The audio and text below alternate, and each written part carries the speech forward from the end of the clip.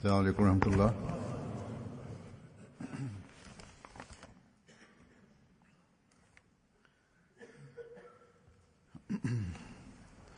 अशहदु अल्ला इलाहा इल्लल्लाह वहदहु ला शरीका लहू वअशहदु अन्ना मुहम्मदन अब्दुहु व रसूलुहु। अम्मा बादु अऊज़ु बिल्लाहि मिनश शैतानिर रजीम। बिस्मिल्लाहिर रहमानिर रहीम। अल्हम्दुलिल्लाहि रब्बिल आलमीन अर्रहमानिर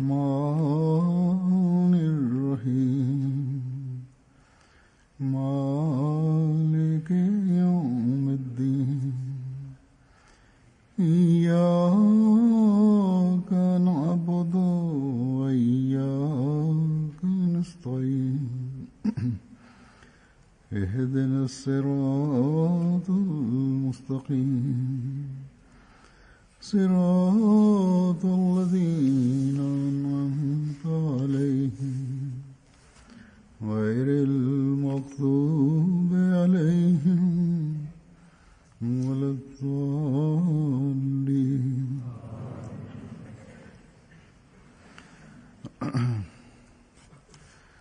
आज भी मैं हज़रत मुस्लिम मऊद रज़ियल्लाहु अन्हु के हवाले से ഇന്നും ഞാൻ ഹസരത്ത് മുസ്ലിം മൗദ് റളിയല്ലാഹു അൻഹുവിനെ ഉദ്ധരിച്ചുകൊണ്ട് ഹസരത്ത് മസീഹ് മൗഊദ് അലൈഹി സ്വലാത്തു വസ്സലാമിന്റെ കാലഘട്ടത്തിലെ ചില സംഭവങ്ങൾ വിവരിക്കുന്നതായിരിക്കും.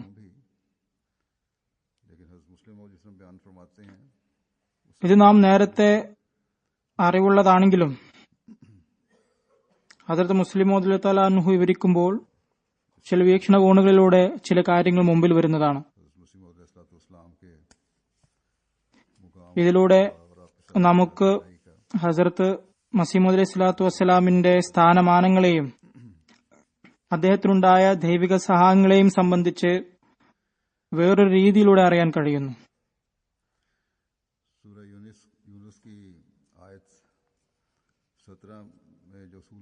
സൂറ യൂനുസിലെ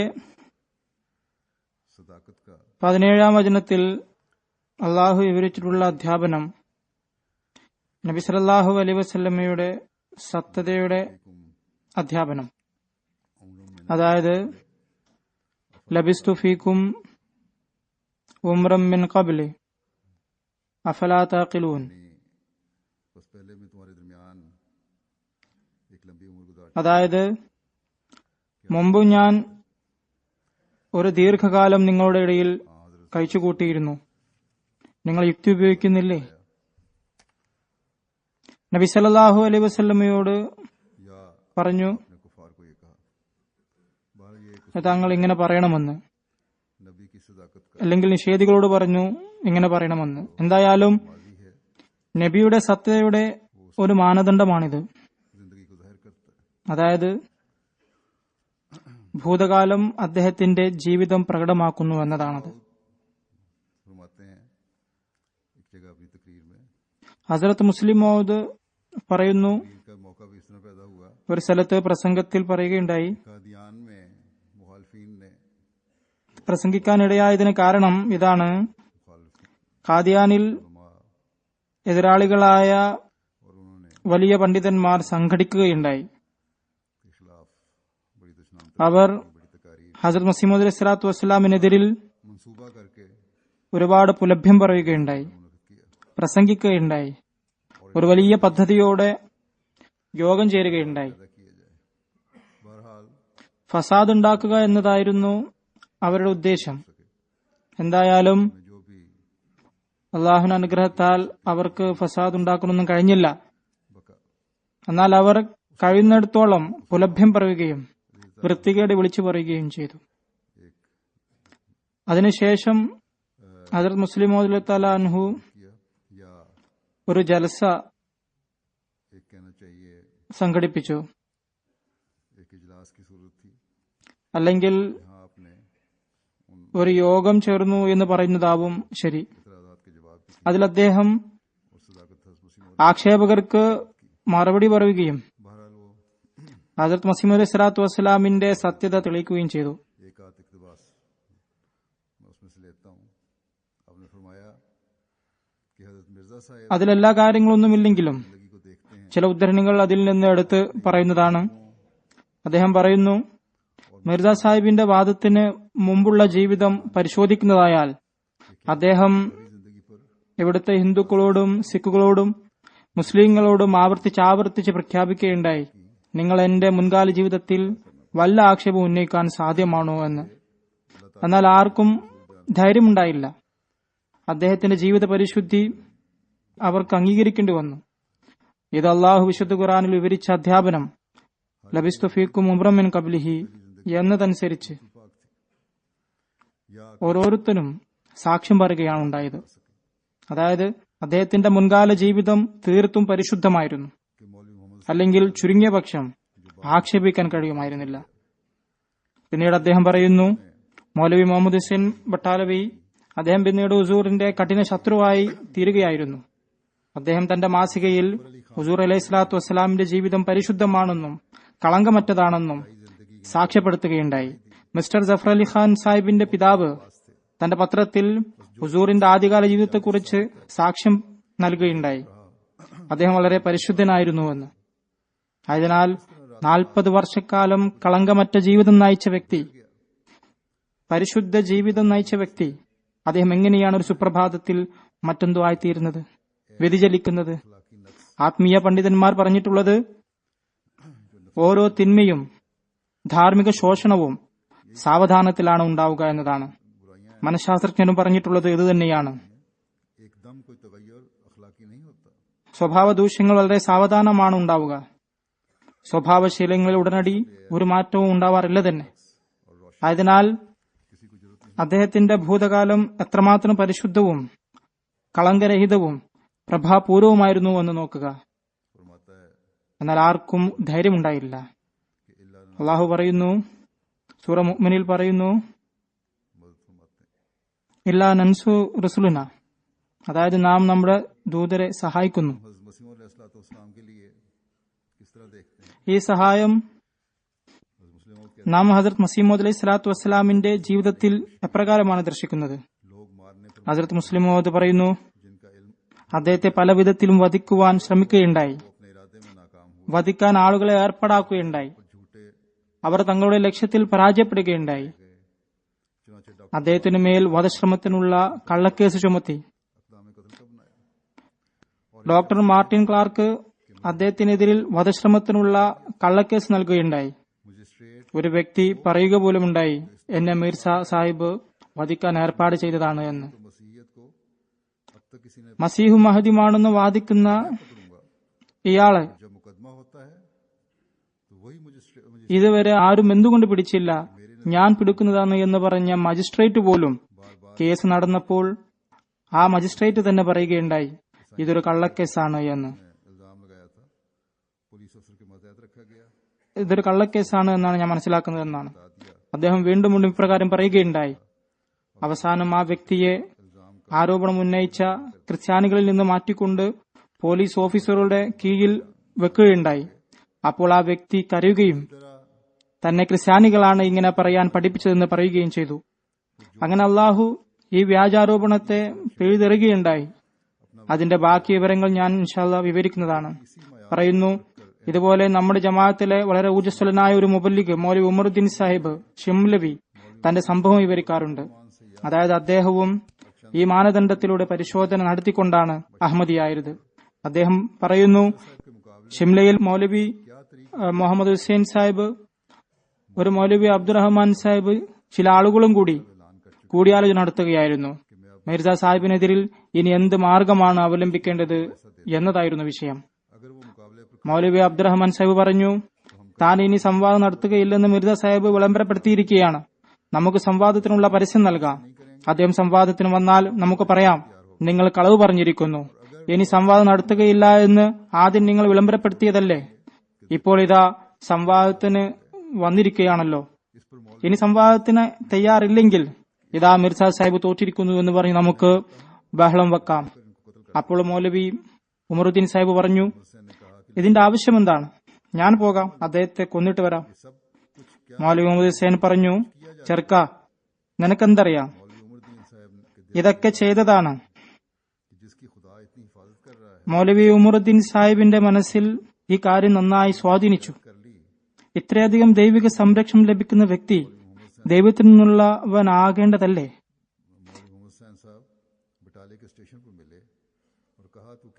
അദ്ദേഹം ബയ്യത്ത് ചെയ്ത് തിരിച്ചു പോകുമ്പോൾ മൗലവി മുഹമ്മദ് ഹുസൈൻ സാഹിബ് ബട്ടാലവി സ്റ്റേഷനിൽ വെച്ച് കാണുകയുണ്ടായി. അദ്ദേഹം ചോദിച്ചു, നിങ്ങൾ എവിടെയായിരുന്നു? അദ്ദേഹം പറഞ്ഞു, കാദ്യാനിൽ ബയ്യത്ത് ചെയ്ത് വരികയാണ്. അദ്ദേഹം പറഞ്ഞു, നീ വലിയ ദുഷ്ടനാണല്ലോ, നിന്റെ പിതാവിനെ ഞാൻ എഴുതി അറിയിക്കുന്നതാണ് ഇക്കാര്യം. അദ്ദേഹം പറഞ്ഞു, മൗലവി സാഹിബ്, ഇതൊക്കെ സംഭവിച്ചത് താങ്കൾ മൂലമാണ്. അതിനാൽ എതിരാളികൾ കൊല്ലാൻ ശ്രമിക്കുമ്പോഴും അള്ളാഹു അവരെ സംരക്ഷിക്കുന്നു. എന്നല്ല, ശത്രുത കാണിക്കുന്നവർ സൽപ്രകൃതക്കാരാണെങ്കിൽ അവൻ അദ്ദേഹത്തിന് ആത്മാർപ്പണം ചെയ്യുന്നു. വധശ്രമ കേസിനെ സംബന്ധിച്ച് ഞാൻ ഇപ്പോൾ പറഞ്ഞിരുന്നുവല്ലോ.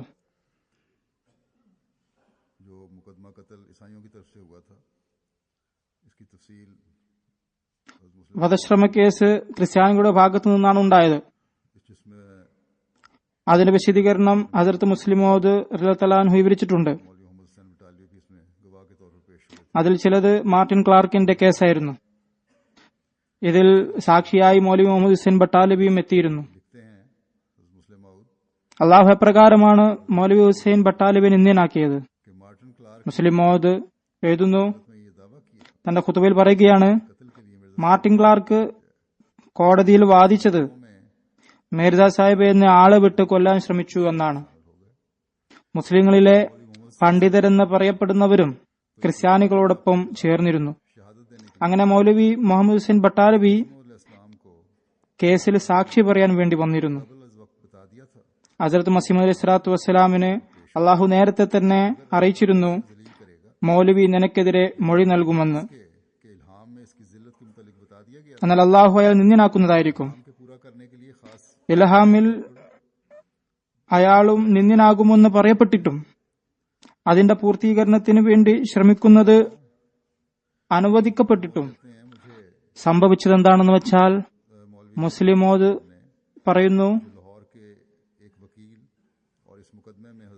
ലാഹോറിലെ വക്കീലും ഈ കേസിൽ അത് മസീഹ് സ്വലാത്തു വസ്സലാമിനു വേണ്ടി വാദിച്ച ആളുമായ മൗലവി ഫദ്ലുദ്ദീൻ സാഹിബ് അദ്ദേഹം സ്വയം എന്നോട് പറയുകയുണ്ടായി, ഞാൻ മൗലവി മുഹമ്മദ് ഹുസൈൻ സാഹിബിനെ നിന്ദ്യനാക്കും വിധം ഒരു ചോദ്യം ചോദിക്കാൻ ആഗ്രഹിച്ചപ്പോൾ ഹസ്രത്ത് മസീഹ് മൗഊദ് അലൈഹി സ്വലാത്തു വസ്സലാം ആ ചോദ്യം ചോദിക്കാൻ എന്നെ അനുവദിച്ചില്ല. കേസുകളിൽ സാക്ഷി വിസ്താര സമയത്ത് അത്തരം ചോദ്യങ്ങൾ പതിവാണ്. അവരുടെ കള്ളത്തരം വ്യക്തമാക്കുന്നതിനും അവരുടെ യഥാർത്ഥ അവസ്ഥ വെളിപ്പെടുത്തുന്നതിനുമാണ് അത്തരം ചില ചോദ്യങ്ങൾ ചോദിക്കാറ്. മൗലവി ഫദ്ലുദ്ദീൻ സാഹിബ് തന്റെ ചോദ്യങ്ങൾ വാഗ്ദത്ത മസീഹ് അലൈഹി സ്വലാമിനെ കേൾപ്പിച്ചപ്പോൾ മൗലവി മുഹമ്മദ് ഹുസൈനോട് ചോദിക്കേണ്ടിയിരുന്ന ചോദ്യം വാഗ്ദത്ത മസീഹ് അലൈഹി സ്വലാം കേട്ടപ്പോൾ, അത്തരം ചോദ്യങ്ങൾ എനിക്ക് സഹിക്കാനാവില്ല എന്ന് അത് മസീഹ് സ്വലാത്തു വസ്സലാം പറഞ്ഞു. മൗലവി ഫദ്ലുദ്ദീൻ സാഹിബ് പറഞ്ഞു, ഈ ചോദ്യം മുഖേന താങ്കൾക്കെതിരെയുള്ള കേസ് ദുർബലമായി തീരുന്നതാണ്. എന്നാൽ ഇത് ചോദിച്ചില്ലെങ്കിൽ പല പ്രശ്നങ്ങൾ താങ്കൾക്ക് നേരിടേണ്ടി വരും. കാരണം ഈ സാക്ഷി മുസ്ലിങ്ങളുടെ നേതാവാണെന്ന നിലയിലാണ് തന്നെ അവതരിപ്പിക്കുന്നത്. അതുകൊണ്ട് തന്നെ അദ്ദേഹം അത്ര ബഹുമാനൊന്നുമല്ല എന്ന് സ്ഥാപിക്കേണ്ടത് അനിവാര്യമാണ്. എന്നാൽ വാഗ്ദത്ത മസീഹ് അലൈഹി സ്വലാം പറഞ്ഞു, ഇല്ല, ഈ ചോദ്യം ചോദിക്കാൻ ഞാൻ അനുവദിക്കുകയില്ല. മൗലവി ഫദ്ലുദ്ദീൻ സാഹിബ് അഹമ്മദിയായിരുന്നില്ല, അദ്ദേഹം ഹനഫിയായിരുന്നു. ഹനഫികളുടെ നേതാവായിരുന്നു. അഞ്ചുമൻ ലുക്മാനിയ തുടങ്ങിയവയുടെ സജീവ അംഗമായിരുന്നു. അതുകൊണ്ട് തന്നെ മതപരമായി സ്വാധീനമുള്ള വ്യക്തിയായിരുന്നു. എന്നാൽ അനഹമ്മദികളിൽ ആരെങ്കിലും വാഗ്ദത്ത മസീഹിന്റെ വ്യക്തിത്വത്തെ തേജോവധം ചെയ്യാൻ ശ്രമിച്ചാൽ അദ്ദേഹം വളരെ നിശ്ചിതമായി അതിനെ വിമർശിച്ചുകൊണ്ട് പറയുമായിരുന്നു, വിശ്വാസപരമായ കാര്യം അവിടെ നിൽക്കട്ടെ, ഞാൻ കണ്ടിടത്തോളം ഉന്നത ധാർമ്മിക ഗുണങ്ങളുടെ കാര്യത്തിൽ നമ്മുടെ ഒരു പണ്ഡിതനും അദ്ദേഹത്തെ നേരിടാനാവില്ല. ധാർമ്മിക ഗുണങ്ങളുടെ അടിസ്ഥാനത്തിൽ ഞാനും ചില സന്ദർഭങ്ങളിൽ അദ്ദേഹത്തെ പരീക്ഷിച്ചിട്ടുണ്ട്. ഒരു മൗലവിക്കും അക്കാര്യത്തിൽ അദ്ദേഹത്തിനോടൊപ്പം എത്താനാവില്ല. അത്രമാത്രം ധാർമ്മിക നിലവാരമുള്ള വ്യക്തിയായിരുന്നു അദ്ദേഹം. നോക്കുക, ഒരു ഭാഗത്ത് സാക്ഷി നിന്ദിനാവുമെന്ന വെളിപാട്, മറുഭാഗത്ത് അയാളുടെ സാക്ഷ്യം വാഗ്ദത്ത് മസീഹ് അലൈഹി ഇസ്ലാം കുറ്റക്കാരനാക്കുന്നു. എന്നാൽ സാക്ഷിയുടെ സ്ഥാനത്തെ ഇകഴ്ത്തുന്ന കാര്യം അത് ചോദിക്കാൻ ഹുസൂർ അലൈഹി ഇസ്ലാം അനുവദിക്കുന്നില്ല. എന്നാൽ മുഹമ്മദ് ഹുസൈൻ നിന്ദിക്കപ്പെടുമെന്ന വാർത്ത നൽകിയ ആ ദൈവം ഒരു ഭാഗത്ത് ഹുസൂർ അലൈഹി സ്വലാത്തു വസ്സലാമിന്റെ ഉന്നതമായ ധാർമ്മിക നിലവാരത്തെ ഉയർത്തിക്കൊണ്ട് അദ്ദേഹത്തിന്റെ ആദരവ് നിലനിർത്തുകയും അനഹ്മദി വക്കീൽ അദ്ദേഹത്തെ കൂടുതൽ ബഹുമാനാദരങ്ങൾ നൽകുകയുമുണ്ടായി. എന്നാൽ മറുഭാഗത്ത് അസാധാരണമായ സംഭവങ്ങൾ ഒരുക്കിക്കൊണ്ട് മൗലവി മുഹമ്മദ് ഹുസൈൻ നിന്ദനാക്കപ്പെടുകയും ചെയ്തു. സംഭവം ഇപ്രകാരമാണ്. വളരെ കഠിനമായി പെരുമാറിയിരുന്ന ഡെപ്യൂട്ടി കമ്മീഷണർ വാഗ്ദത്ത മസീഹിനെ കണ്ട ഉടനെ അദ്ദേഹം പറഞ്ഞിരുന്നത് ഞാൻ അദ്ദേഹത്തെ പിടിക്കുമെന്നായിരുന്നു. ഹുസൂറിനെ കണ്ട ഉടനെ മുഖം ദർശിച്ചപ്പോൾ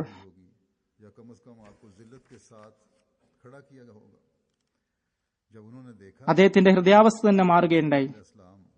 ഒരു കുറ്റം ആരോപിക്കപ്പെട്ട അവസ്ഥയിലായിരുന്നു ഹുസൂർ അലൈഹി സ്വലാത്തു വസ്സലാം അദ്ദേഹത്തിന്റെ മുന്നിൽ ഹാജരായത്. എന്നിട്ടും അദ്ദേഹം ഹുസൂറിന് വേണ്ടി കസേര വരുത്തിക്കുകയും തന്റെ കൂടെ ഇരുത്തുകയും ചെയ്തു. മൗലവി മുഹമ്മദ് ഹുസൈൻ സാക്ഷി പറയാനെത്തിയപ്പോൾ അദ്ദേഹം പ്രതീക്ഷിച്ചിരുന്നത് മിർസ സാഹിബിനെ വിലങ്ങു വെച്ചിട്ടുണ്ടായിരിക്കും, ചുരുങ്ങിയത് നിന്ദിനായി അവിടെ നിൽക്കുന്നുണ്ടാവും എന്നൊക്കെയായിരുന്നു. എന്നാൽ മജിസ്ട്രേറ്റ് അദ്ദേഹത്തെ തന്നോടൊപ്പം കസേരയിൽ ഇരുത്തിയത് കണ്ടപ്പോൾ അയാൾ കോപാകുലനായി തനിക്കും കസേര വേണമെന്ന് ആവശ്യപ്പെടുകയുണ്ടായി. മൗലവി സാഹിബ് പറഞ്ഞു, ഞാൻ ഉന്നത ജാത കുടുംബത്തിൽപ്പെട്ട ആളാണ്. ഗവർണറുമായി മുലാഖാത്ത് നടത്തുമ്പോൾ പോലും എനിക്ക് കസേര ലഭിക്കാറുണ്ട്. ഡെപ്യൂട്ടി കമ്മീഷണർ മറുപടി പറഞ്ഞു, മുലാഖാത്ത് നടത്തുമ്പോൾ തോട്ടിക്ക് പോലും കസേര ലഭിക്കാറുണ്ട്. എന്നാൽ ഇത് കോടതിയാണ്. മിർസ സാഹിബ് രാജകുടുംബത്തിൽപ്പെട്ട ആളാണ്. ഇദ്ദേഹത്തിന്റെ കാര്യം വേറെയാണ്. മുഖം കണ്ടപ്പോൾ അദ്ദേഹത്തിന്റെ ഭാവം മാറുകയുണ്ടായി. അതായത് ഡെപ്യൂട്ടി കമ്മീഷണറുടെ അദ്ദേഹമായിരുന്നു താൻ മിർസ സാഹിബിനെ പൂട്ടുമെന്ന് വാദിച്ചിരുന്നത്. ഇതൊരു നിസ്സാര സംഗതിയല്ല. ക്യാപ്റ്റൻ നിക്ലസിന്റെ എതിർപ്പ് ഒരു നിസ്സാര എതിർപ്പായിരുന്നില്ല, മറിച്ച് അദ്ദേഹത്തിന്റെ എതിർപ്പിൽ ഒരു മതപരമായ ഒരു അംശം അടങ്ങിയിരുന്നു. അതിനെ വീണ്ടും വിശദീകരിച്ചുകൊണ്ട് ഹദ്റത്ത് മുസ്ലിം മൗദ് പറയുന്നു, കുറച്ചു ദിവസം മുമ്പ് അദ്ദേഹം പറഞ്ഞിരുന്നു, കാദിയാനിൽ ഒരാൾ മസീഹാണെന്ന് വാദിച്ചിരിക്കുകയാണ്. അയാൾ ഞങ്ങളുടെ ദൈവത്തെ അപമാനിക്കുകയാണ് ചെയ്യുന്നത്. എന്തുകൊണ്ട് ആരും തന്നെ ഇന്ന് വരെ അയാളെ പിടിച്ചില്ല?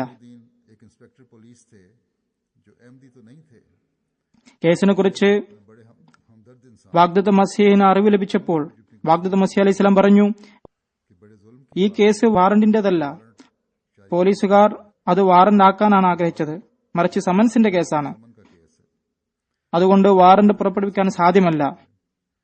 സമൻസ് അയക്കാവുന്നതാണ്. ആ ദിവസങ്ങളിൽ ജലാലുദ്ദീൻ എന്ന ഒരു ഇൻസ്പെക്ടർ പോലീസ് ഉണ്ടായിരുന്നു. അദ്ദേഹം അഹമ്മദി ആയിരുന്നില്ലെങ്കിലും വളരെ അനുകമ്പയുള്ള വ്യക്തിയായിരുന്നു. അദ്ദേഹവും ഡെപ്യൂട്ടി കമ്മീഷണറുടെ ശ്രദ്ധയിൽപ്പെടുത്തുകയുണ്ടായി, വാറന്റ് പുറപ്പെടുവിക്കുന്നത് അക്രമമാണ് എന്ന്. ഇത് വാറന്റിന്റെ കേസല്ല, സമൻസിന്റെ കേസാണ്. അതിനാൽ വാറന്റിന് പകരം സമൻസ് നൽകുകയാണ് വേണ്ടത്. അങ്ങനെ ഹദ്റത്ത് മസീഹ് അലൈഹി സ്വലാത്തു വസ്സലാമിന്റെ പേരിൽ സമൻസ് പുറപ്പെടുവിച്ചു. ജലാലുദ്ദീൻ സാഹിബിനെ തന്നെ അതിനായി കാദിയാനിൽ അയക്കുകയും ചെയ്തു. പിന്നീട് നിശ്ചയിച്ച തീയതി അനുസരിച്ച് അവിടുന്ന് ബട്ടാലയിൽ ഹാജരായി. അവിടെ ഡെപ്യൂട്ടി കമ്മീഷണർ സാഹിബ് പര്യടനത്തിനായി എത്തിയിരുന്നു. ഹുസൂർ കോടതിയിലെത്തിയപ്പോൾ ദൈവമായ യേശുവിനെ നിന്ദിക്കുന്ന ഇയാളെ എന്തുകൊണ്ട് ആരും പിടിക്കുന്നില്ല എന്ന് ചോദിക്കാറുണ്ടായിരുന്ന ആ ഡെപ്യൂട്ടി കമ്മീഷണർ തന്നെ അദ്ദേഹത്തെ ആദരിക്കുകയാണ് ഉണ്ടായത്. ഞാൻ നേരത്തെ പറഞ്ഞതുപോലെ കോടതിയിൽ അദ്ദേഹത്തിന് കസേര നൽകുകയുണ്ടായി. താങ്കൾ ഇരുന്നു കൊണ്ട് തന്നെ എന്റെ ചോദ്യങ്ങൾക്ക് മറുപടി പറഞ്ഞാൽ മതിയെന്നും പറയുകയുണ്ടായി. ഈ കേസിൽ ഞാൻ പറഞ്ഞതുപോലെ മൗലവി മുഹമ്മദ് ഹുസൈൻ ബട്ടാലുവിയും സാക്ഷിയായി ഹാജരുണ്ടായിരുന്നു. കോടതിക്ക് പുറത്ത് ഒരു വലിയ ജനക്കൂട്ടം തന്നെ ഉണ്ടായിരുന്നു. ജനങ്ങൾ വളരെ താൽപര്യത്തോടെ കേസ് കാണാൻ വന്നിട്ടുണ്ടായിരുന്നു. മൗലവി മുഹമ്മദ് ഹുസൈൻ സാഹിബ് കോടതിയിലെത്തിയപ്പോൾ ഞാൻ പറഞ്ഞതുപോലെ മസീഹ് അലൈഹി സ്വലാത്തു വസ്സലാമിനെ കസേരയിൽ ഇരിക്കുന്നത് കണ്ടപ്പോൾ അദ്ദേഹം കോപാകുലനായി. की अदालत में पेश हुआ था। मुद्दई भी एक കാരണം അദ്ദേഹം വിചാരിച്ചത് താൻ അവിടെ എത്തുമ്പോൾ വിലങ്ങ് വെച്ച മിർസ സാഹിബിനെ ആയിരിക്കും കാണുക. വളരെയധികം നിന്ദ്യനായിട്ടുണ്ടായിരിക്കും അദ്ദേഹം.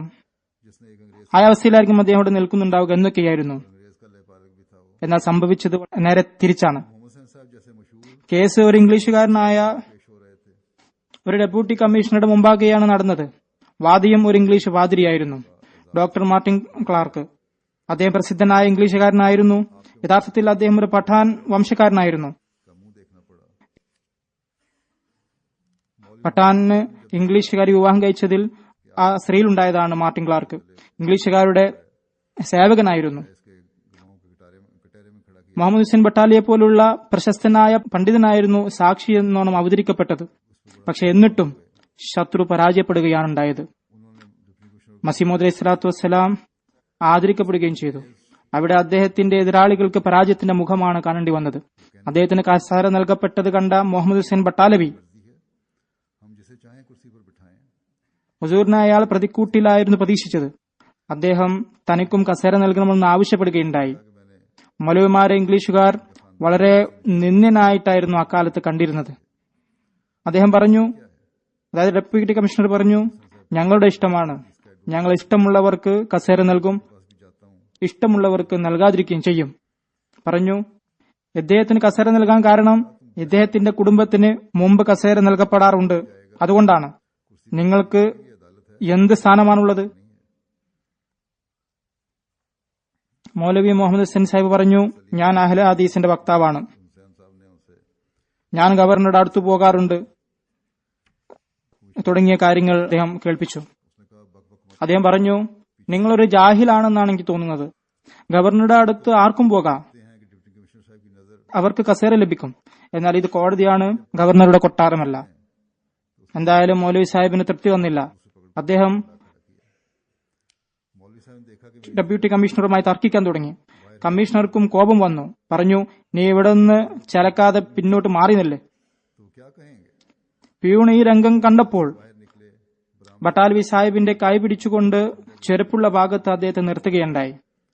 താൻ അപമാനിക്കപ്പെട്ടതായി മൗലവി സാഹിബ് കണ്ടു. और ख्याल कर लिया कि कुर्सी पर പുറത്ത് ആയിരക്കണക്കിന് ആളുകൾ നിൽക്കുന്നുണ്ട്. अंदर भी कुर्सी मिली थी। അവരെങ്ങാനും वो डिप्टी कमिश्नर साहब എന്റെ ഈ അവസ്ഥ അറിഞ്ഞാൽ എന്താണ് പറയുക? मौलवी मोहम्मद हुसैन साहब को कुर्सी पर അങ്ങനെ അദ്ദേഹം കോടതി മുറിയിൽ നിന്ന് പുറത്തു വന്നു. बैठने उन्हें यहाँ बैठा देख लिया तो मुझ पर नाराज होगा। വരാന്തയിൽ കസേരയുണ്ടായിരുന്നു. वहां से भी उठा दिया। ഈ അപമാനത്തെ മറച്ചു വെക്കാനുള്ള ഒന്നാന്തരം അവസരമാണിത്. ഉടനെ തന്നെ കസേര വലിച്ചിട്ട് അദ്ദേഹം അതിലിരിക്കുകയുണ്ടായി. താൻ കസേരയിലാണല്ലോ ഇരിക്കുന്നത്. कि मुकदमे में क्या फैसला होता है। एक चादर ഇത് കാണുന്ന ജനം വിചാരിക്കും അകത്തും എനിക്ക് കസേര ലഭിച്ചിരുന്നുവെന്ന്. പിയൂൺ അത് കാണുന്നുണ്ടായിരുന്നു. ഡെപ്യൂട്ടി കമ്മീഷണറുടെ ഭാവപെരുമാറ്റവും കണ്ടിരുന്നു. മൗലവി സാഹിബ് കസേരയിൽ ഇരിക്കുന്നത് കണ്ട പിയൂൺ ചിന്തിച്ചത്, മൗലവി സാഹിബ് പുറത്ത് കസേരയിൽ ഇരിക്കുന്നത് ഡെപ്യൂട്ടി കമ്മീഷണർ കണ്ടാൽ അദ്ദേഹം കോപിക്കും. ആ ചിന്ത ഉണ്ടായ ഉടനെ തന്നെ അവിടെ നിന്നും മൗലവി സാഹിബിനെ അദ്ദേഹം എഴുന്നേൽപ്പിച്ചു. और उस वक्त ये അദ്ദേഹത്തിന് കസേരയിൽ നിന്ന് എഴുന്നേൽക്കാൻ പറഞ്ഞു. അങ്ങനെ വരാന്തയിലെ കസേരയും അദ്ദേഹത്തിന് കിട്ടിയില്ല. പുറത്തു വന്നപ്പോൾ ജനങ്ങൾ വിരിപ്പ് വിരിച്ചുകൊണ്ട് കാത്തിരിക്കുകയായിരുന്നു. കേസിന്റെ വിധി അറിയാൻ വേണ്ടിയായിരുന്നു അവർ കാത്തിരുന്നത്. വിരിപ്പിൽ ഒരിടത്ത് ഒഴിവ് കണ്ടപ്പോൾ അവിടെ പോയി അദ്ദേഹം ഇരുന്നു. ഈ വിരിപ്പ് മുസ്ലിം മൗദ് പറയുന്നത് മുഹമ്മദ് ബക്ഷ് സാഹിബ് മർഹൂം ബട്ടാലിയുടേതായിരുന്നു. चुनाचे इस चादर से भी उन्हें മൗലവി മുഹമ്മദ് ഹുസൈൻ സാഹിബ് हर जगह अल्लाह ताला ने മൊറബിയുടെ പിതാവായിരുന്നു അദ്ദേഹം. उन्हें देखो ये आयात बय्यनात हैं। മൊറബിയുടെ മകന്റെ വിരിപ്പായിരുന്നു അത്. ആ സമയത്ത് മുഹമ്മദ് ബക്ഷ് സാഹിബ് അഹമ്മദി ആയിരുന്നില്ല, പിന്നീടാണ് അഹമ്മദി ആയത്. പറയുന്നു, എന്തായാലും ആ വിരിപ്പ് അദ്ദേഹത്തിന്റേതായിരുന്നു. മൗലവി മുഹമ്മദ് ഹുസൈൻ സാഹിബിനെ തന്റെ വിരിപ്പിൽ ഇരിക്കുന്നത് കണ്ടപ്പോൾ അദ്ദേഹം കോപാകുലനായി. എന്റെ വിരിപ്പിൽ നിന്ന് പോകാൻ പറഞ്ഞു. നീ എന്റെ വിരിപ്പ് മലിനമാക്കിയിരിക്കുകയാണ്. നീ इंग्लैंड गया। മൗലവിയായിട്ടും ക്രിസ്ത്യാനികൾക്ക് വേണ്ടി സാക്ഷ്യം പറയാൻ വന്നതാണ്. सर डगलस के एक അങ്ങനെ ആ വിരിപ്പിൽ നിന്നും അദ്ദേഹത്തിന് എഴുന്നേറ്റ് പോകേണ്ടതായി വന്നു. അങ്ങനെ എല്ലാ സ്ഥലത്തും അള്ളാഹു അദ്ദേഹത്തിന് നിന്ദിനാക്കുകയാണ് ഉണ്ടായത്. അതിനാൽ നോക്കുക, ഇവ ആയാത്ത ബയ്യനാത്താണ്. ഒരു ശത്രുവിന്റെ കയ്യിൽ നിന്നും അള്ളാഹു വാഗ്ദത്ത മസീഹിനെ എപ്രകാരമാണ് രക്ഷപ്പെടുത്തിയത്. ഇത് മാത്രമല്ല, സർ ഡഗ്ലസിന് അള്ളാഹു വേറെയും അടയാളങ്ങൾ കാണിക്കുകയുണ്ടായി. മരണം വരെ ആ അടയാളങ്ങൾ അദ്ദേഹം ഓർത്തിരുന്നു. तो मैं डिप्टी कमिश्नर साहब गुरदासपुर का हेड മുസ്ലിം മൗദ് പറയുന്നു, അദ്ദേഹം എന്നോടും പറഞ്ഞിട്ടുണ്ട്.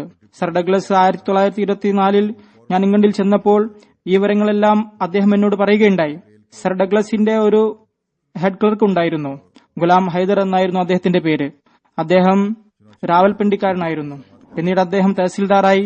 അദ്ദേഹം സർഗൂതക്കാരനായിരുന്നു എന്ന് തോന്നുന്നു. അദ്ദേഹം ഈ സംഭവം സ്വയം കേൾപ്പിക്കുകയുണ്ടായി.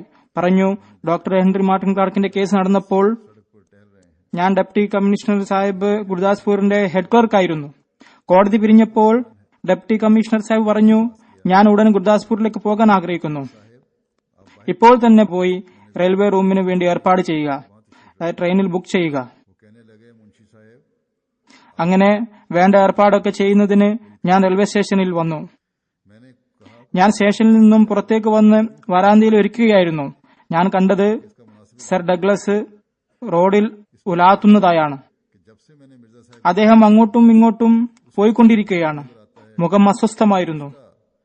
ഞാൻ അദ്ദേഹത്തിന്റെ അടുത്ത് ചെന്നു പറഞ്ഞു, സാർ പുറത്തു കറങ്ങുകയാണോ? വെയിറ്റിംഗ് റൂമിൽ കസേരയുണ്ട്, അവിടെ ഇരിക്കാം. അദ്ദേഹം പറഞ്ഞു, മുൻഷി സാഹിബ്, താങ്കൾ എന്നോടൊന്നും പറയില്ലേ, എനിക്ക് സുഖമില്ല. ഞാൻ പറഞ്ഞു, അസുഖം വരാൻ കാരണമെന്ത് എന്ന് പറഞ്ഞാലോ, നമുക്ക് ചികിത്സിക്കാമല്ലോ. അദ്ദേഹം പറഞ്ഞു, മിർസ സാഹിബിനെ കണ്ട അന്നു മുതൽ ഒരു മലക്ക് അദ്ദേഹത്തെ ചൂണ്ടിക്കൊണ്ട് പറയുന്നതായി ഞാൻ കാണുകയുണ്ടായി. മിർസ സാഹിബ് കുറ്റം ചെയ്തിട്ടില്ല എന്ന്. അദ്ദേഹം നിരപരാധിയാണ്. പിന്നീട് ഞാൻ കോടതി അവസാനിപ്പിച്ച് ഇവിടെ വന്നപ്പോൾ ഞാൻ ഉലാത്തിക്കൊണ്ട് ആ ഭാഗത്ത് പോകുമ്പോൾ ഞാൻ അവിടെ മിർസ സാഹിബിന്റെ രൂപം കാണുന്നു. അദ്ദേഹം പറയുന്നു, ഞാനൊരു കുറ്റം ചെയ്തിട്ടില്ല എന്ന്, ഇതെല്ലാം കളവാണ്. പിന്നെ ഞാൻ മറുഭാഗത്ത് പോകുമ്പോൾ അവിടെ മിർസ സാഹിബ് നിൽക്കുന്നതായി കാണുന്നു. അദ്ദേഹം പറയുന്നു, ഇതെല്ലാം കളവാണ് എന്ന്, ഞാനിത് ചെയ്തിട്ടില്ല. എന്റെ അവസ്ഥ ഒരു ഭ്രാന്തന്റേത് പോലെയായിരുന്നു. ഞാൻ പറഞ്ഞു, സാർ, താങ്കൾ പോയി വെയിറ്റിംഗ് റൂമിൽ ഇരുന്നാലും പോലീസ് സൂപ്രണ്ട് വന്നിട്ടുണ്ട്. അദ്ദേഹം ഇംഗ്ലീഷുകാരനാണ്. അദ്ദേഹത്തെ വിളിക്കാം. അദ്ദേഹത്തിന്റെ വാക്കുകൾ കേട്ടാൽ ഒരുപക്ഷെ താങ്കൾക്ക് ശാന്തി ലഭിച്ചേക്കാം. പോലീസ് സൂപ്രണ്ടിന്റെ പേര് ലിമാർച്ചന്റെ എന്നായിരുന്നു. ഡഗ്ലസ് പറഞ്ഞു, അദ്ദേഹത്തെ വിളിച്ചു കൊണ്ടുവരൂ.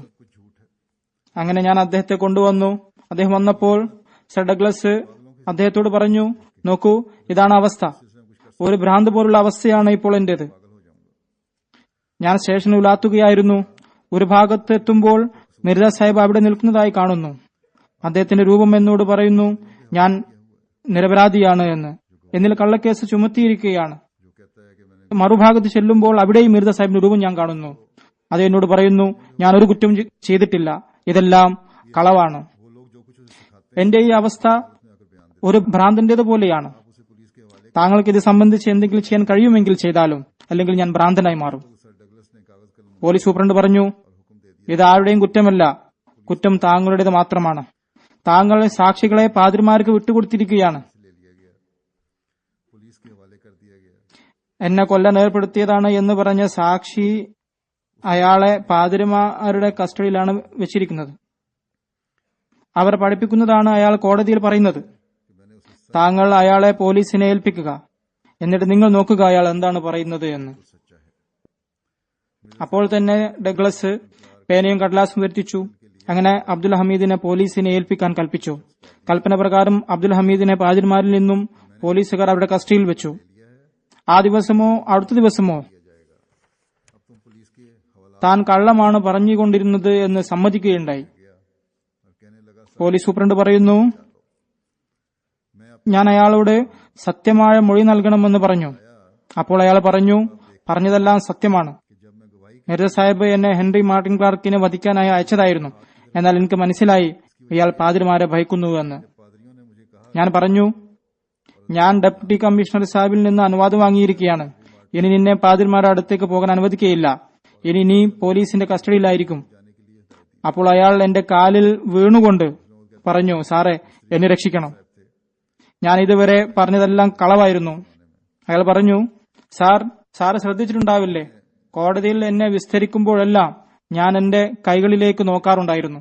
അതിന് കാരണം പാതിരിമാർ പറഞ്ഞിരുന്നു, മിർസ സാഹിബ് എന്നെ ഹെൻറി മാർട്ടിൻ ക്ലാർക്കിനെ കൊല്ലാനായി അയച്ചതാണ്. അമൃത്സറിൽ ഇന്ന മിസ്രിയുടെ വീട്ടിൽ പോകാൻ എന്നോട് പറഞ്ഞിരുന്നു എന്ന് നീ കോടതിയിൽ പറയുക. അദ്ദേഹം പറയുന്നു, ദോസ് മിസ്രി ഖുതുബുദ്ദീൻ സാഹിബായിരുന്നു അത്. അദ്ദേഹത്തിന്റെ പേരക്കുട്ടി അക്കാലത്ത് ജാമ്യയിൽ പഠിക്കുകയായിരുന്നു. അയാൾ പറഞ്ഞു, എനിക്കാണെങ്കിൽ അവിടെയുള്ള അഹമ്മദികളെ അറിയില്ല, എനിക്ക് അവന്റെ പേര് ഓർമ്മ നിൽക്കില്ല. അതിനാൽ മിസ്രി സാഹിബിന്റെ പേര് കരിക്കട്ട കൊണ്ട് എന്റെ കൈപ്പടിയിൽ എഴുതി തരുമായിരുന്നു. ഞാൻ തെളിവ് നൽകാൻ വന്നാൽ നിന്ന് അമൃത്സറിൽ ആരുടെ വീട്ടിലാണ് അയച്ചതെന്ന് ഡെപ്യൂട്ടി കമ്മീഷണർ ചോദിക്കുമ്പോൾ ഞാൻ കയ്യിൽ പേര് നോക്കി മിർജ സാഹിബ് ഇന്ന അഹമ്മദിയുടെ വീട്ടിലേക്കാണ് അയച്ചത് എന്ന് പറയുമായിരുന്നു. എന്തായാലും അയാൾ എല്ലാ കാര്യങ്ങളും പറഞ്ഞു തന്നു. എല്ലാ തവണയും കയ്യിൽ പേരെഴുതാറുണ്ടായിരുന്നു. എന്തായാലും അയാൾ എല്ലാ കാര്യങ്ങളും വിവരിച്ചു. സർ ഡഗ്ലസ് മസീമോദ് സ്വലാത്തു വസ്സലാമിനെ കുറ്റവിമോചിതനാക്കി. നോക്കുക, ഈ എല്ലാ സംഭവങ്ങളും നമ്മുടെ മുമ്പിൽ സത്യത്തിന്റെ അടയാളങ്ങളാണ്. എന്നാൽ അള്ളാഹു താല സർ ഡഗ്ലസിനു വേണ്ടി വേറെ ആയാത്ത ബയ്യനായും സംജാതമാക്കുകയുണ്ടായി. അതിലൊന്ന്, അദ്ദേഹത്തിന് ഉലാത്തിക്കൊണ്ടിരിക്കുമ്പോൾ മസീമോദ് സ്വലാത്തു വസ്സലാമിന്റെ ചിത്രം കാണുമായിരുന്നു. ആ ചിത്രം ഞാൻ നിരപരാധിയാണെന്നും ഞാനൊരു തെറ്റും ചെയ്തിട്ടില്ലെന്നും പറയുമായിരുന്നു. ഹസ്രത്ത് മുസ്ലിം മൗദ് പറയുന്നു, അദ്ദേഹം സ്വയം എന്നോടും പറയുകയുണ്ടായി. ഒരു ദിവസം ഞാൻ വീട്ടിലിരിക്കുകയായിരുന്നു. ഒരു ഇന്ത്യക്കാരനായ ICS ഉദ്യോഗസ്ഥൻ വീട്ടിൽ വന്നിരുന്നു. എന്റെ ജീവിതത്തിലെ അസാധാരണമായ സംഭവങ്ങളിൽ ഒന്ന് പറയാൻ പറഞ്ഞു. ഞാൻ ഈ സംഭവമാണ് അവനോട് പറഞ്ഞത്. ഞാൻ സംസാരിച്ചു കൊണ്ടിരിക്കുന്നതിനിടയിൽ എന്റെ ജോലിക്കാരൻ ഒരു കാർഡ് കൊണ്ടുവന്നു തന്നു. പുറത്ത് ഒരാൾ താങ്കളെ കാണാൻ കാത്തു നിൽക്കുന്നുണ്ട്. ഞാൻ അയാളോട് വരാൻ പറഞ്ഞു. ആ വ്യക്തി അകത്തു വന്നപ്പോൾ, താങ്കളെ എനിക്ക് പരിചയമില്ലല്ലോ, നിങ്ങൾ ആരാണ് എന്ന് ചോദിച്ചു. താങ്കൾ എന്റെ പിതാവിനെ അറിയാം, അദ്ദേഹത്തിന്റെ പേര് പാദ്രി വാരിസ്ദീൻ എന്നാണ്. ഞാൻ പറഞ്ഞു, ഞാൻ അദ്ദേഹത്തെക്കുറിച്ച് തന്നെയാണ് സംസാരിച്ചു കൊണ്ടിരിക്കുന്നത്. യുവാവ് പറഞ്ഞു, ഇപ്പോൾ കമ്പി വന്നിട്ടുണ്ട്, പാദ്രി വാരിസ്ദീൻ മരണപ്പെട്ടിരിക്കുകയാണ്. ഡോക്ടർ മാർട്ടിൻ ക്ലാർക്കിനെ സന്തോഷിപ്പിക്കാൻ അയാളുടെ ഭാഗത്തുനിന്ന് ഈ കേസ് നടപടികൾ മുഴുവൻ നടത്തിയ ഒരു പാദ്രിയാണ് വാരിസ്ദീൻ.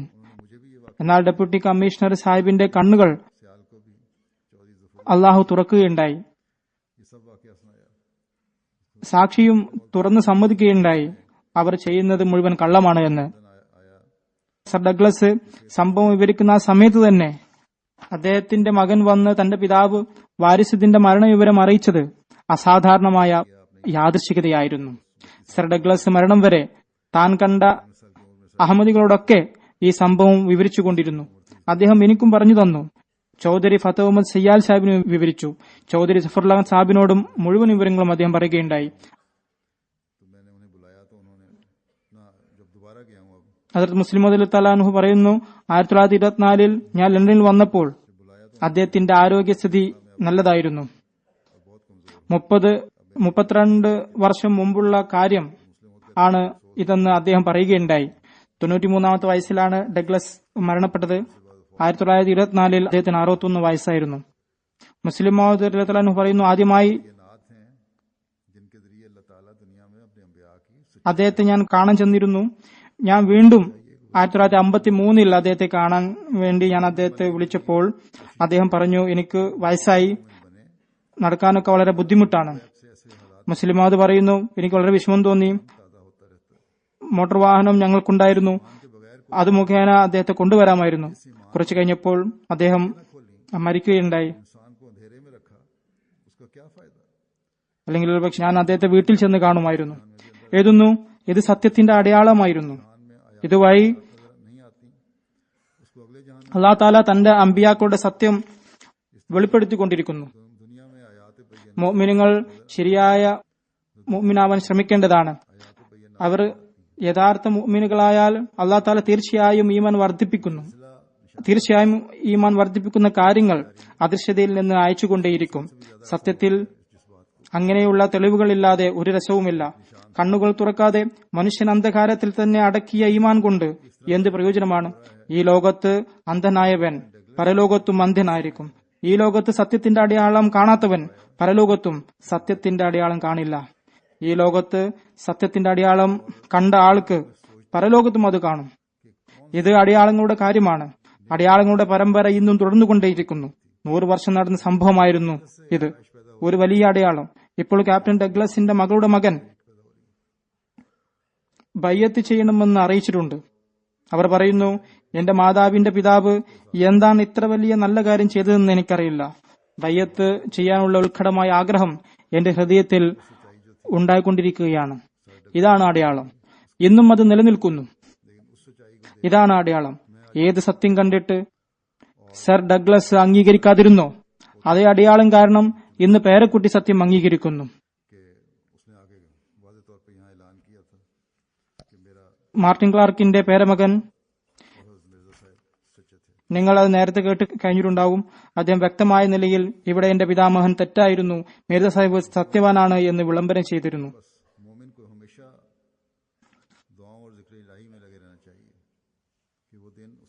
ഹസ്രത്ത് മുസ്ലിം തലാൻഹു പറയുന്നു, മോമിൻ എല്ലായ്പ്പോഴും ദുആയിലും ദിക്റ ഇലാഹിലും മുഴുകണം.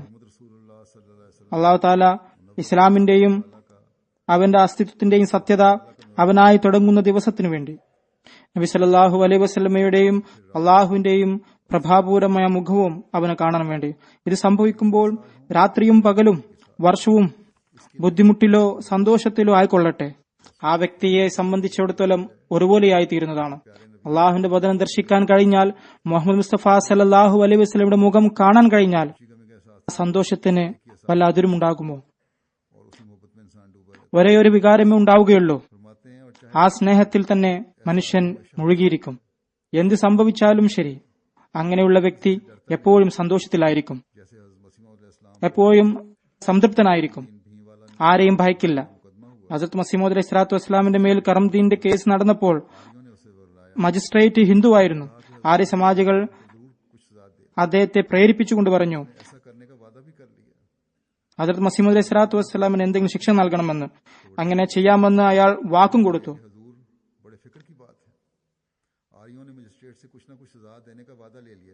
ഖാസി ഖാജ കമാലുദ്ദീൻ സാഹിബ് സംഗതി കേട്ടപ്പോൾ അയാൾ ഭയന്നുപോയി. അദ്ദേഹം പറഞ്ഞു, ഹുസൂർ, ആലോചിച്ചു നോക്കേണ്ട കാര്യമാണ്. ആര്യ സമാജികൾ മജിസ്ട്രേറ്റിൽ നിന്ന് എന്തെങ്കിലും ശിക്ഷ നൽകാനുള്ള വാക്ക് വാങ്ങിയിട്ടുണ്ട്. താങ്കൾ എങ്ങനെയെങ്കിലും കാദിയാനിൽ ചെന്നാലും ഗുർദാസ്പൂരിൽ അധികം നിൽക്കരുത്. ഗുർദാസ്പൂരിൽ നിന്നാൽ നാളെ മജിസ്ട്രേറ്റ് എന്തെങ്കിലും ശിക്ഷ എന്തായാലും തരും. മസീമ സ്വലാത്തു വസ്സലാം അരുളി, ഖാജ സാഹിബ്, ഞാൻ കാദിയാനിൽ പോയാൽ എന്നെ അവിടെ വെച്ചും പിടിക്കാമല്ലോ.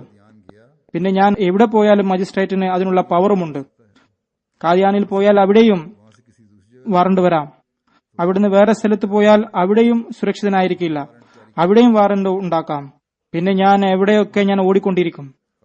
ഖാജ സാഹിബ് പറഞ്ഞു, ആര്യ സമാജികൾ മജിസ്ട്രേറ്റിൽ നിന്ന് ശിക്ഷ ഇറക്കാൻ വാക്കു വാങ്ങിയിട്ടുണ്ട്. അപ്പോൾ മസീമു സ്വലാത്തു വസ്സലാം കിടക്കുകയായിരുന്നു.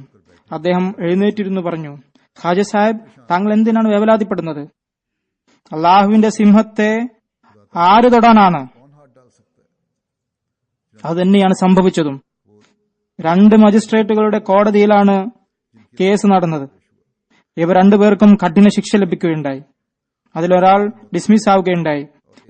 മറ്റേയാളുടെ മകൻ ഭ്രാന്തനായി കെട്ടിടത്തിന്റെ മുകളിൽ നിന്ന് അവൻ ചാടി മരിച്ചു. ഈ സംഭവം അയാൾ എത്രമാത്രം സ്വാധീനിച്ചെന്നാൽ, കുറെ കാലത്തിന് ശേഷം ട്രെയിൻ യാത്രാവേളയിൽ കണ്ടുമുട്ടിയപ്പോൾ, എനിക്കൊരു മകൻ കൂടിയുണ്ട്, ദൈവം അവനെ രക്ഷിക്കാൻ വേണ്ടി ദുആ ചെയ്യണമെന്ന് എന്നോട് അഭ്യർത്ഥിക്കുകയുണ്ടായി. എന്നിൽ നിന്ന് ഒരുപാട് തെറ്റുകൾ ഉണ്ടായിപ്പോയി എന്നും പറഞ്ഞു. അങ്ങനെ അള്ളാഹുവിന്റെ സിംഹത്തെ ആര് കൈവെക്കാനാണെന്ന് മസീമു സ്വലാത്തു വസ്സലാം പറഞ്ഞത് പൂർത്തിയാവുകയുണ്ടായി. ആര്യന്മാർ അവരുടെ ലക്ഷ്യത്തിൽ വിജയിച്ചില്ല. ഒരാൾ അള്ളാഹുവിന്റേതായാൽ ലോകത്തെ എല്ലാവരും അവന്റേതായി മാറുന്നു. അള്ളാഹു താല മസീമു സ്വലാത്തു വസ്സലാമിന് ഇൽഹാമിലൂടെ പറഞ്ഞിരുന്നു, ജേ തൂ മേരാ ഹോ റേ സബ് ജഗ് തേരാ ഹോ. അതായത്, നീ അള്ളാഹുവിന്റേതാവുകയാണെങ്കിൽ ഈ ലോകം മുഴുവൻ നിന്റേതായി മാറും. ലോകത്തിലെ ഒന്നിനും നിനക്ക് ക്ഷതമേൽപ്പിക്കാൻ കഴിയുകയില്ല. ഒരു ശത്രുവിനും നിനക്കെതിരിൽ ഒരു കുഴപ്പവും ഉണ്ടാക്കാൻ കഴിയില്ല. നിങ്ങൾ അള്ളാഹുവിന്റേതാവുക. അള്ളാഹുവിന്റേതാവാൻ ദുആ ചെയ്തുകൊണ്ടിരിക്കുക. ഇങ്ങനെ നിങ്ങളും സമാധാനത്തിലാവും, നിങ്ങളുടെ മക്കളും പ്രിയപ്പെട്ടവരും സമാധാനത്തിലാവും. ഓർക്കുക, ജമാഅത്ത് സമാധാനത്തിലാവാത്തിടത്തോളം നിങ്ങളും സമാധാനത്തിലാവുകയില്ല. ജമാഅത്ത് സമാധാനത്തിലാവുക നിങ്ങളുടെ ഭാവി തലമുറകൾ സമാധാനത്തിലാവുമ്പോഴാണ്. വേറൊരിടത്ത് വിവരിക്കുന്നു, ഈ കേസിനെ സംബന്ധിച്ച് തന്നെയാണ് പറയുന്നത്. ഞാൻ ഓർക്കുന്നു, പാതിരി മാർട്ടിൻ ക്ലാർക്ക് ഹസ്രത്ത് മസീഹ് സ്വലാത്തു വസ്സലാമിനെതിരെ കേസ് കൊടുത്തപ്പോൾ ഞാൻ വളരെ പരിഭ്രമത്തോടെ ദുആ ചെയ്തു. രാത്രി സ്വപ്നത്തിൽ ഞാൻ കാണുന്നത്, ഞാൻ സ്കൂളിൽ നിന്ന് വരികയാണ്. മിർസ സുൽത്താൻ അഹമ്മദ് സാഹിബിന്റെ വീടിന്റെ താഴ്വരത്തുകൂടെ പോകുന്ന ഇടനാഴിയിലൂടെ എന്റെ വീട്ടിലേക്ക് പ്രവേശിക്കാൻ പോവുകയായിരുന്നു. അവിടെ ഞാൻ യൂണിഫോം അണിഞ്ഞ ഒരുപാട് പോലീസുകാരെ കണ്ടു. ആദ്യം അവരെന്ന് വീട്ടിൽ പോകാൻ അനുവദിച്ചില്ല. എന്നാൽ ആരോ പറഞ്ഞു, ഇവൻ വീട്ടിലുള്ള ആളാണ്, അവനെ പോകാൻ അനുവദിക്കുക. വാതിൽ പടിക്കലെത്തി ഞാൻ അകത്തേക്ക് കടന്നപ്പോൾ അവിടെ ഒരു ബേസ്മെന്റ് ഉണ്ട്. ഞങ്ങളുടെ പിതാമഹൻ നിർമ്മിച്ചതായിരുന്നു അത്. വാതിൽ പടിയോടൊപ്പം തന്നെ ഈ ബേസ്മെന്റിലേക്കുള്ള കോണിപ്പടിയും ഉണ്ടായിരുന്നു. പിന്നീട് അതിൽ ഇന്ധനങ്ങളാണ് സൂക്ഷിക്കാറുണ്ടായിരുന്നത്. ഞാൻ വീട്ടിൽ പ്രവേശിച്ചപ്പോൾ ഞാൻ കണ്ടത് പോലീസുകാർ വാഗ്ദത്ത് മസീഹിനെ അവിടെ നിർത്തിയിരിക്കുകയാണ്. അദ്ദേഹത്തിന്റെ മുമ്പിലും പിന്നിലും ചാണകവറളി കൂട്ടിയിട്ടിരിക്കുകയാണ്. അദ്ദേഹത്തിന്റെ കഴുത്ത് മാത്രമേ എനിക്ക് കാണാൻ സാധിച്ചിട്ടുള്ളൂ. ഞാൻ കാണുന്നത് ആ ശിപ്പായി ആ ചാണകവറളി മണ്ണെണ്ണ ഒഴിച്ച് കത്തിക്കാൻ പോവുകയാണ്. അയാൾ തീ വെക്കുന്നത് കണ്ടപ്പോൾ ഞാൻ മുന്നോട്ട് ചെന്ന് തീ അണക്കാൻ ശ്രമിച്ചു. അപ്പോഴേക്കും 1-2 പോലീസുകാർ എന്നെ പിടിച്ചു. ഒരാൾ എന്റെ അരക്കെട്ടിലും മറ്റൊരാൾ എന്റെ കുപ്പായത്തിലും പിടിച്ചു. ചാണകവറളി അവർ കത്തിച്ചേക്കുമോ എന്ന് ഞാൻ ഭയപ്പെട്ടു. ആ ഇടയ്ക്ക് പെട്ടെന്ന് ഞാൻ മുകളിലേക്ക് നോക്കിയപ്പോൾ വാതിലിൽ വളരെ വലിയ അക്ഷരത്തിൽ വളരെ സുന്ദരമായ വാക്കുകളിൽ ഇങ്ങനെ എഴുതിയിരിക്കുന്നതായി കണ്ടു: അള്ളാഹുവിന്റെ ഇഷ്ടഭാജനത്തെ കത്തിക്കാൻ ആർക്കാണ് സാധിക്കുക? പറയുന്നു, പരലോകത്ത് മാത്രമല്ല ഈ ലോകത്തും വിശ്വാസികൾക്ക് രക്ഷ ലഭിക്കുന്നതാണ്. ഞാൻ എന്റെ ജീവിതത്തിൽ ഹദ്റത്ത് മസീഹ് സ്വലാത്തു വസ്സലാമിന്റെ ഒരുപാട് സംഭവങ്ങൾക്ക് സാക്ഷിയാണ്. വാഗ്ദത്ത മസീഹിന്റെ പക്കൽ ഒരായുധവും ഉണ്ടായിരുന്നില്ല, ഒരു വാളും ഉണ്ടായിരുന്നില്ല. എന്നിട്ടും എല്ലാ പ്രശ്നങ്ങളിൽ നിന്നും അള്ളാഹു താല അദ്ദേഹത്തെ രക്ഷിക്കുകയുണ്ടായി. ക്യാപ്റ്റൻ ഡഗ്ലസ് സാഹിബ് ഒരു സംഭവം ഇവിടുത്തെ ICS ഓഫീസറോട് പറഞ്ഞതിൽ ഒരു കാര്യം കൂടി പരാമർശിച്ചിട്ടുണ്ടായിരുന്നു.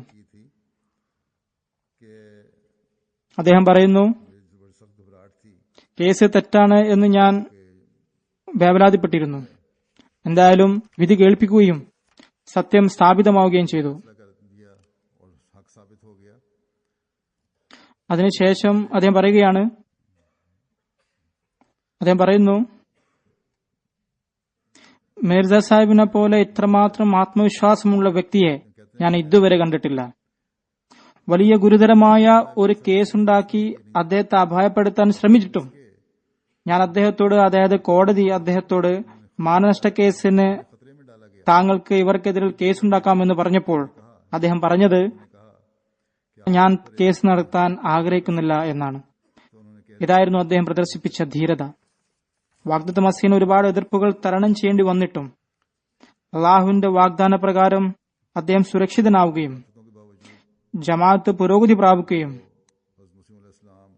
ഖാദിയാൻ വികസിച്ചുകൊണ്ടിരിക്കുകയും ചെയ്തു. ഈ വിജയത്തെ പരാമർശിച്ചുകൊണ്ട് ഹസ്രത്ത് മസീഹ് അലൈഹിസ്സലാത്തു വസ്സലാം പറയുന്നു, ഒരു കാലമുണ്ടായിരുന്നു അന്ന് അഹമ്മദികളെ പള്ളിയിൽ കയറാൻ അനുവദിച്ചിരുന്നില്ല. പള്ളിയുടെ വാതിൽ അടച്ചുവെക്കുമായിരുന്നു.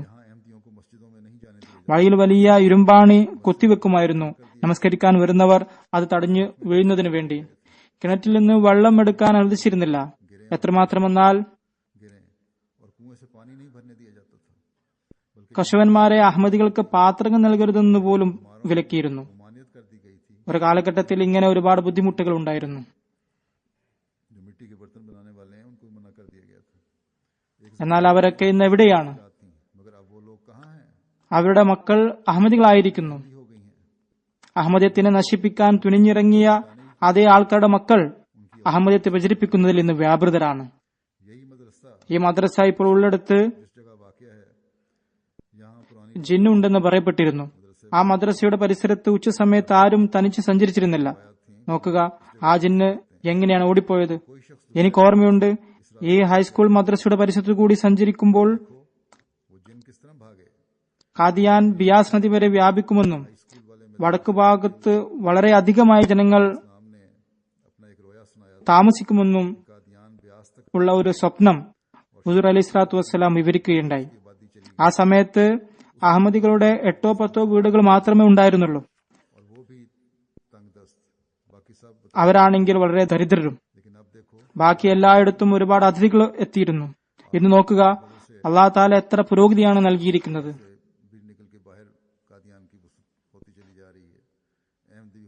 അള്ളാഹുവിന്റെ അനുഗ്രഹത്താൽ ഖാദിയാൻ പുറത്തേക്ക് വ്യാപിച്ചുകൊണ്ടിരിക്കുകയാണ്. അഹമ്മദികൾ വലിയ കെട്ടിടങ്ങളും ഫ്ളാറ്റുകളും പണിയുകയാണ്. ജമാഅത്തിന്റെ ഗസ്റ്റ് ഹൌസുകളും ഫ്ളാറ്റുകളും ക്വാർട്ടേഴ്സും ഉണ്ടായിക്കൊണ്ടിരിക്കുന്നു. മസീഹ് സ്വലാത്തു വസ്സലാമിന്റെ നാടിന്റെ പുരോഗതി നാം കണ്ടുകൊണ്ടിരിക്കുന്നു. അന്ന് എതിരാളികൾ മസ്ജിദ് അക്സയിൽ വന്ന് പ്രശ്നങ്ങൾ ഉണ്ടാക്കാറുണ്ടായിരുന്നു, കലഹങ്ങൾ ഉണ്ടാക്കാറുണ്ടായിരുന്നു. അതായത് ജനങ്ങൾ അവിടെ വരുമ്പോൾ കുട്ടികളുടെ കരച്ചിലുണ്ടാകുമ്പോൾ അവർക്ക് ഡിസ്റ്റർബൻസ് ഉണ്ടാകുന്നു എന്ന് പറഞ്ഞ് അവർ കലഹിക്കാറുണ്ടായിരുന്നു. കാരണം അവരുടെ വീടുകൾ മസ്ജിദ് അക്സയുടെ മുറ്റത്ത് കിഴക്ക് ഭാഗത്തായിരുന്നു സ്ഥിതി ചെയ്തിരുന്നത്. അതിനോട് ചേർന്നായിരുന്നു അവരുടെ വീടുകൾ ഉണ്ടായിരുന്നത്. ഇപ്പോൾ ആ വീടുകൾ മസ്ജിദ് അക്സയുടെ ഭാഗമായിരിക്കുകയാണ്. എതിരാളികളുടെ ഉപരോധവും പീഡനങ്ങളും വിവരിച്ചുകൊണ്ട് പറയുന്നു, ഹദ്റത്ത് മസീഹ് സ്വലാത്തു വസ്സലാമിന് ഉപരോധിക്കുന്നതും ഞങ്ങൾ കാണുകയുണ്ടായിട്ടുണ്ട്. തൂപ്പുകാരും തോട്ടിക്കും വെള്ളം കൊടുക്കാതിരുന്ന ഒരു കാലവും ഞങ്ങൾ കണ്ടിട്ടുണ്ട്. ഹദ്റത്ത് മസീഹ് അലൈഹി സ്വലാത്തു വസ്സലാം പുറത്തുപോയാൽ ശത്രുക്കൾ അദ്ദേഹത്തെ കല്ലെറിഞ്ഞുകൊണ്ടിരുന്ന കാലവും ഞങ്ങൾ കണ്ടിട്ടുണ്ട്. എല്ലാ നിലയിലും പുച്ഛത്തോടെയും പരിഹാസത്തോടെയുമായിരുന്നു അവർ പെരുമാറിയിരുന്നത്. എന്നാൽ ഈ എല്ലാ എതിർപ്പുകൾക്കു ശേഷവും എന്തുണ്ടായി? മുസ്ലിം മൗദ് ഖുതുബയിലാണ് ഇത് പറഞ്ഞുകൊണ്ടിരുന്നത്. പറയുന്നു, ഇപ്പോൾ ഇവിടെ ഇരിക്കുന്ന നിങ്ങളിൽ 95% ആൾക്കാരും അന്ന് എതിരാളികളായിരുന്നവരാണ്, അല്ലെങ്കിൽ അവരോടൊപ്പം ഉണ്ടായിരുന്നവരാണ്. എന്നാൽ ആ 95% ആളുകളും ഇന്ന് നമ്മോടൊപ്പമാണ്. പിന്നെ ഖലീഫ അവലിന്റെ വഫാത്തിന് ശേഷം ജമാഅത്തിൽ ഒച്ചപ്പാടുണ്ടാവുകയുണ്ടായി. അവരുടെ അവസ്ഥ എന്താണ്? സദറഞ്ജുമൻ നടത്തിയിരുന്നവരായിരുന്നു അന്ന് ആ ഫിത്തനയ്ക്ക് നേതൃത്വം നൽകിയിരുന്നത്. വളരെ നിന്ദിതയോടെ അവർ പറഞ്ഞിരുന്നത്, ഒരു ചെക്കന്റെ കീഴിൽ നമ്മൾ നിൽക്കണമെന്നാണോ? എന്നാൽ അവർ ആ ചെക്കനിലൂടെ എത്രമാത്രം പരിഭ്രാന്തരായി എന്നാൽ അവർ ഖാദിയാൻ വിട്ടോടുക തന്നെ ചെയ്തു. ഇങ്ങോട്ട് വരണമെന്ന് സൂചിപ്പിക്കുക പോലും ചെയ്യാറില്ല. ജമാഅത്തിന്റെ 98% ആളുകളും ഞങ്ങളോടൊപ്പമാണ് എന്ന് വാദിച്ചവരായിരുന്നു അവർ.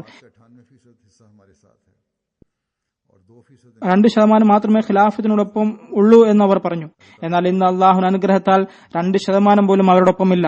98% അല്ലെങ്കിൽ അതിൽ കൂടുതലോ ആളുകൾ നമ്മുടെ ജമാഅത്തിൽ ചേർന്നിരിക്കുകയാണ്.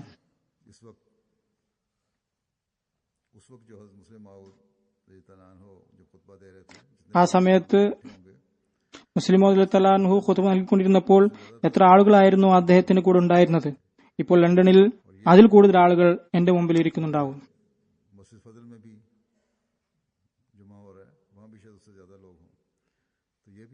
മസ്ജിദ് ഫസലിലും ജുമ നടന്നുകൊണ്ടിരിക്കുകയാണ്. അവിടെയും അതിനേക്കാൾ കൂടുതൽ ആൾക്കാരുണ്ടാവും. ഇതും അള്ളാഹുവിന്റെ പ്രത്യേക സഹായത്തിന്റെ അടയാളങ്ങളാണ്. അള്ളാഹു എവിടെയൊക്കെയാണ് ജമാഅത്തിനെ പ്രചരിപ്പിച്ചിരിക്കുന്നത്. ഈ കാര്യങ്ങൾ അത് മസീഹ് സ്വലാത്തു വസ്സലാമിന്റെ സദാഖത്തിന്റെ തെളിവുകളാണ്. അദ്ദേഹത്തിന് ശേഷം നിലവിൽ വന്ന ഖിലാഫത്തിനോട് അള്ളാഹു കാണിക്കുന്ന സഹായങ്ങൾക്കുള്ള അടയാളമാണ്. ഇത് നമ്മുടെ ഈമാൻ വർദ്ധിപ്പിക്കുന്നതാണ്. നാം എന്നും ഈ കാര്യങ്ങൾ മുന്നിൽ വെക്കുന്നവരായി തീരട്ടെ. ഈ കാര്യങ്ങൾ നമ്മിലും നമ്മുടെ വരും തലമുറകളിലും എപ്പോഴും ഈമാൻ വർദ്ധിപ്പിച്ചുകൊണ്ടിരിക്കുമാറാകട്ടെ.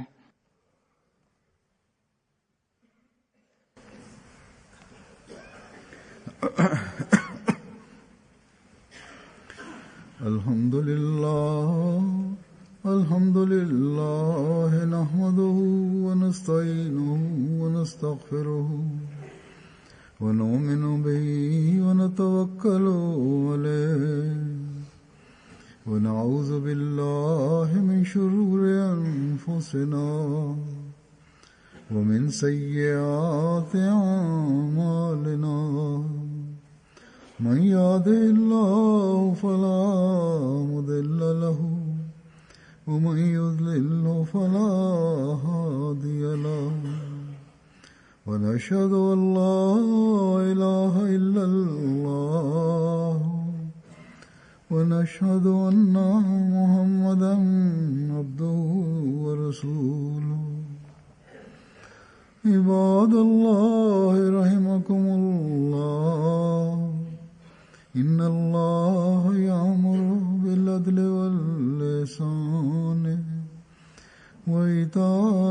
ذي القربى وينهى عن الفحشاء والمنكر والبغي يعظكم لعلكم تذكرون اذكروا الله يذكركم وادعوه يستجب لكم ولذكر الله أكبر.